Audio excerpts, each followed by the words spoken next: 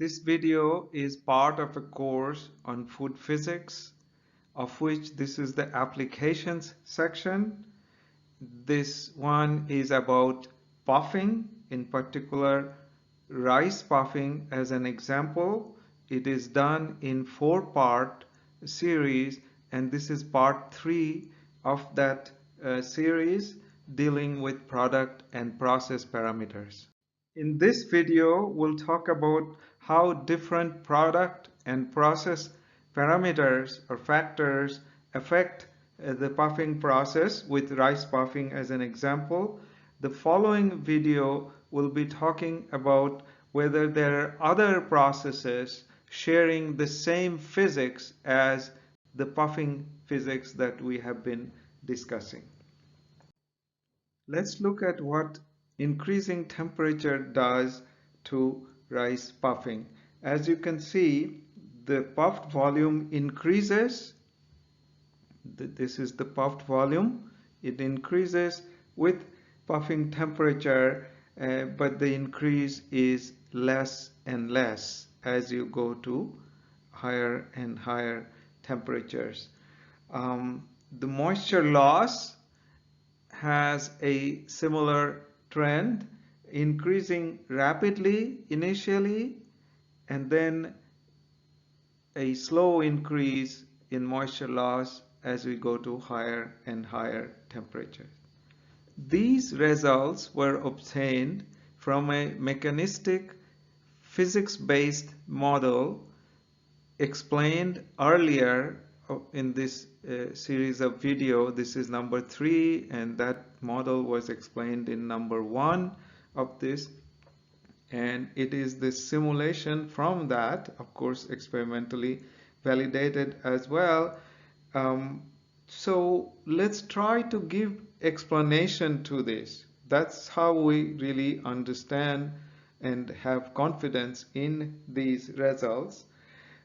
So lower temperatures, if we puff at lower temperature, the glassy rubbery phase transition, meaning the materials to become softer so that it can puff, is delayed because the temperature is lower.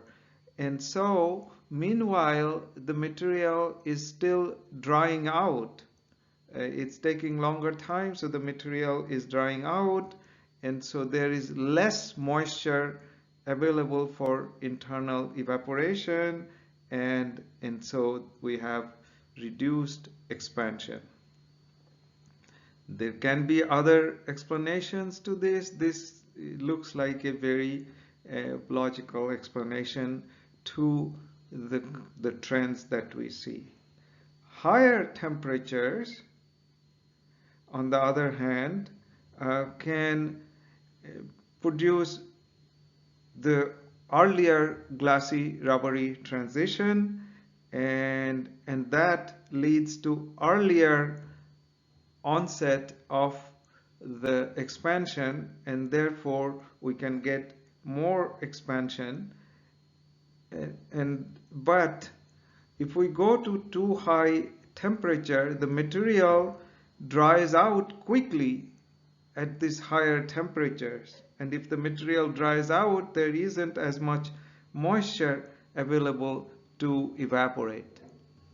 So going to higher and higher temperatures is unlikely to help, and instead you could get scorching and so on. Let's look at how increasing initial moisture affects the puffing process. So here we see that the volume, the puffed volume, increases as we increase the initial moisture, but at a progressively lower and lower rate. And then as we increase the initial moisture content, the moisture loss, this is in percent, moisture loss decreases with the increasing initial moisture content. So why does it happen? Can we think of the reasoning? at higher initial moisture, we have more vapor generation, more easier for vapor to get generated. So you have increased evaporation, and we have therefore increased pressures, and that is going to lead to increased expansion. So that can explain why higher initial moisture content would lead to higher volumes. However, too high a moisture would require higher energy for evaporation, and this leads to progressively reduced effect of the initial moisture level because there's more energy needed to evaporate. In reality, possible production of cracks also leads to reduced pressure generation that would lead to reduced expansion. If we go the other direction, lower initial moisture means the kernel would dry out too soon, and there's reduced evaporation, reduced pressures, and therefore reduced expansion. An enhancement of this puffing is gun puffing, that is used extensively in industry to make puffed cereals. So here the grains are enclosed in a rotating cylinder and slowly heated with a gas burner. Once the pressure inside, in one application, once the pressure reaches like 8 bar or 8 atmosphere, superheated steam is injected to make it further to 14 atmosphere. So it goes to high pressures inside. Once this desired pressure is reached, the lid is open. This is the chamber lid. It is opened almost instantaneously, and due to this sudden pressure drop, the kernel may expand up to 16 times the original size. So that's called gun puffing, and that's used extensively in industry. We want to extend our physics, the physical understanding, to these much higher pressures and the sudden release of these pressures to see if we can predict what the pressure is doing to the amount of puffing. Now we're going to see some results from the physics-based description of this puffing process that was discussed in the earlier videos, applied to gun puffing, where we have this rapid process. So in the first one, we see this volume expansion, or the volume of the puffed material as a function of time, and we see relatively less expansion until the gun is opened, or relatively less expansion when the kernel is inside the gun and the gun is not open, since the ambient pressure restricts the kernel deformation and we do not have much pressure gradient. And then when the pressure is released here, when the pressure is released, the expansion occurs extremely suddenly.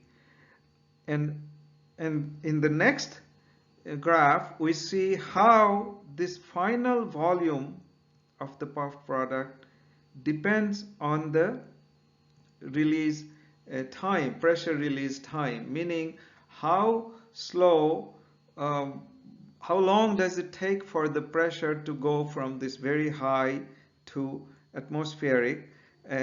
So that's the pressure release time, and if we can do it in half a second, quarter of a second, and so on, and that has a tremendous effect on this final volume.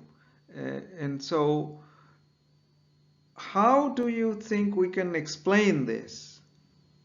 So you can pause the video and try to think about how we can explain this increased final volume as we reduce the pressure release time. If you had a chance to think about, now let's go over the explanation. So as we heat inside the pressure vessel, the pressure inside the kernel increases, but puffing of the kernel is restricted by the chamber pressure. And the quick surrounding pressure release after opening the chamber leads to sudden increase in pressure gradient. Sudden increase in pressure gradient. So it's a very large pressure gradient now that happens inside the kernel because the inside was at the high pressure, but the outside pressure has been dropped. And that leads to very large expansion of the rice kernel.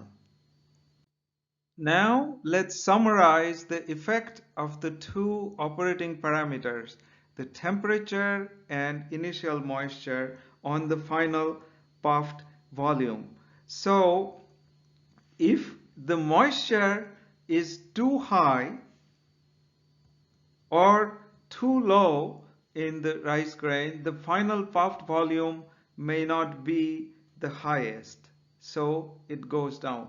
If we want to end up with higher final puffed volumes, then these are our bets: higher temperature and optimum moisture, not too low, not too high. And of course, in case of gun puffing, or when we can do in a pressurized system, then fast pressure release in a pressurized system gives us a much higher volume.